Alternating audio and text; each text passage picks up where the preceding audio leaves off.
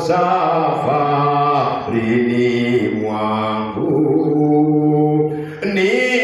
nilikwenda kwake mara yeye jua langu, ni kila wakati mwanga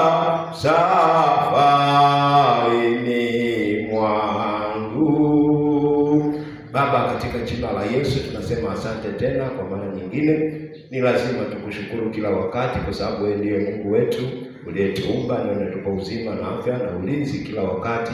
Naendelea kuonyesha upendo wako kwetu. Baba, kwa wakati huu tunapoenda kuanza somo letu, tunakualika sasa Roho Mtakatifu wewe mwalimu wetu, ukiendelea kutufundisha, kutufafanulia, kutuhekimisha, kutuonya na kutukemea pale tunapokosea.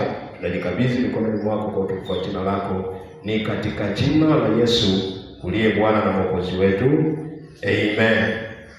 Bwana Yesu asifiwe sana. Ninawakaribisha kwenye somo letu la jioni ya leo. Leo ni siku yetu ya ibada. Kama ilivyo kawaida, tunaanza na ujumbe wa neno la Mungu, alafu baadaye tutaenda kwenye maombi na maombezi kwa wale wanaohitaji maombezi. Jioni ya leo tutakuwa na somo linaloitwa kufa na kufufuka kwa Yesu Kristo. Kufa na kufufuka kwa Yesu Kristo. Ni wakati mzuri wa kumhubiri Yesu na kuhubiri habari za kufa kwake na kufuka kwake na sababu ya kifo chake na ufufuo. Kulikuwa na maana ipi?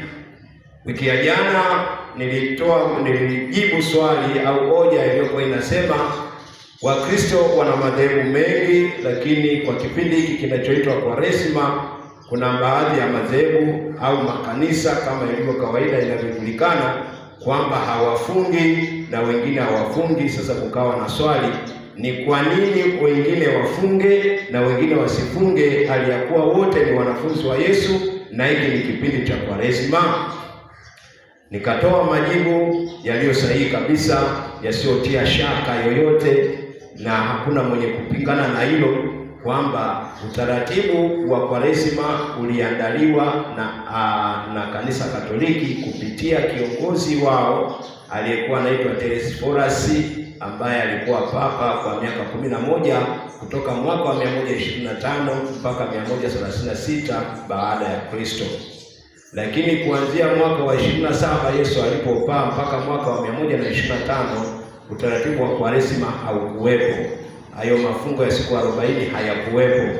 Yalikuwepo kipindi kile Telesforus alipokuwa papa wa Kanisa Katoliki, na yeye akaweka utaratibu huo, akapanga na tarehe ya Pasaka. Lakini si agizo la kibiblia. Unaweza ukatafuta maandiko kwenye Biblia, kwenye kitabu chochote, hautapata neno Kwaresima wala utapata agizo la kufunga siku 40. Halipo katika Bible. Halipo katika Bible, isipokuwa ni papa ndio aliweka utaratibu huo. Kama wewe unashangaa kwa nini wengine wanafunga, kwa nini wengine hawafungi, hata wale wanaofunga hapana wanakunywa maji, nilitoa ufafanuzi wiki iliyoisha.